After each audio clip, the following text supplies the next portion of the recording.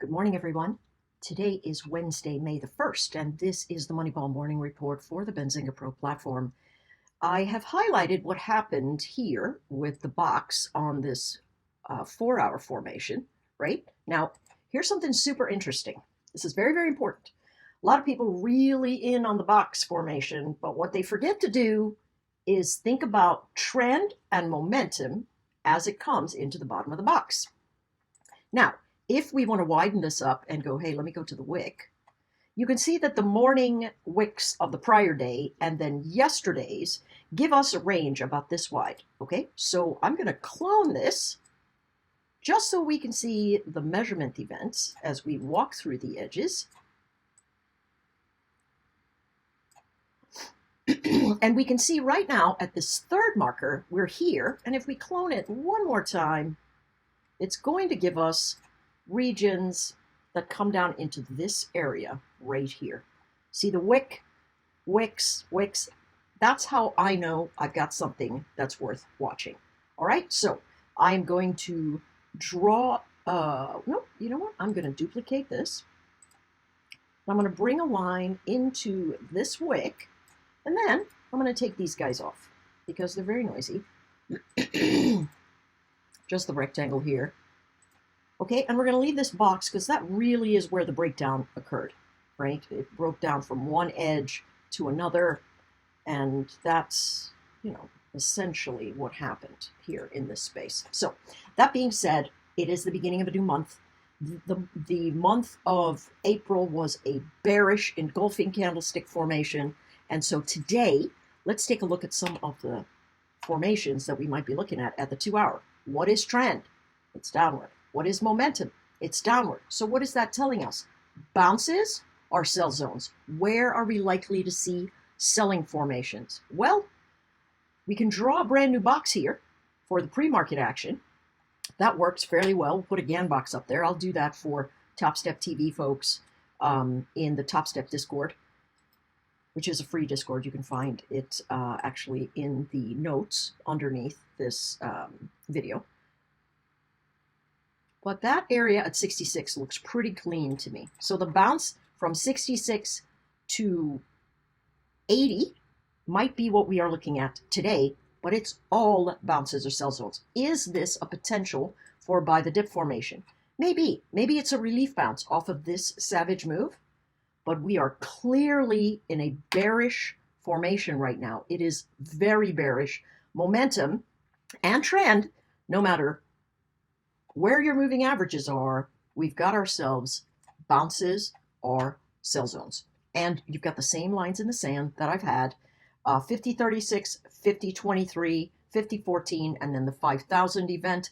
51-51 held as big resistance.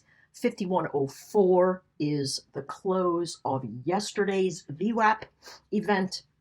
And so could we fill the move up into there? Yes, I think it's going to be very tricky trading today. Very tricky trading today. Did I mention very tricky trading today? Yeah, super tricky. All right, let's take a look. I'm sure this also has a bearish engulfing. Let's have a peek. Yep. Well, not really. Lower high, lower low.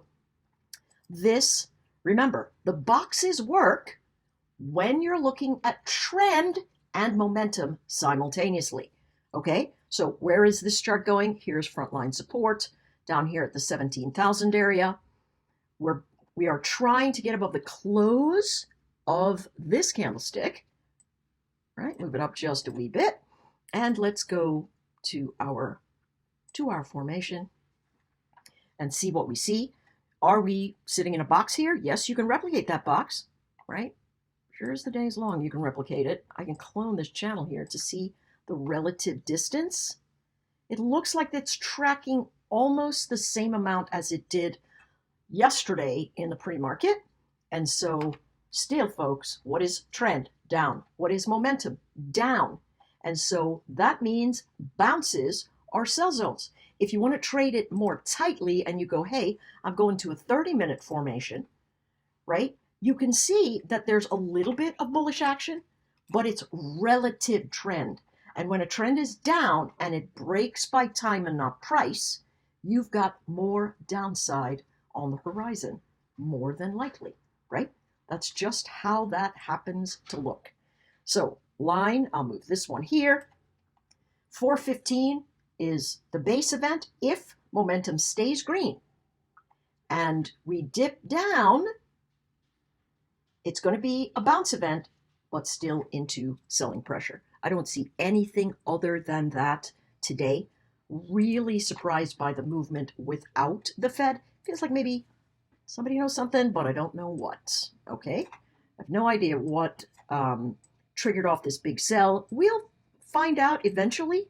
We'll find out eventually. Let's take a look at oil, because it's right here. Now, you guys know I believe that oil is going back to 79. I've had a lot of people go poo-poo on me for that. It is below that 80, 81-ish area. So I'm going to clone my box. Whoopsie, no. I'm going to leave that box there. I'm going to clone the channel and bring it here on these edges. Where's that edge? I think it's 89. So we got to have a little bit of overlap, right? Not too much. And there it comes into 79.13, 79.20. What is trend? Down. What is momentum? Down. Is it at a support zone? Yes. Is it the first time it's broken the support zone in as many days? Yes. So is this a good place for a short? My thought is no. Let it bounce and then short the bounce at the prior resistance zone, which looks like about 81.50. Okay. Framework action, if it holds 80.34 today, it could sit sideways. We've got the EIA report today. We got to watch that. Okay, now, next on the horizon. And again, expand so you can see the levels. Mark them down, put some alerts. It's going to help you. All right, let's go to the YM. RTY, doing the same thing. I love the short for the RTY. I always felt like it was just running way too hot, but I got in the short too early. But now it's working very nicely. Okay, now, here we are, taking a look at the YM.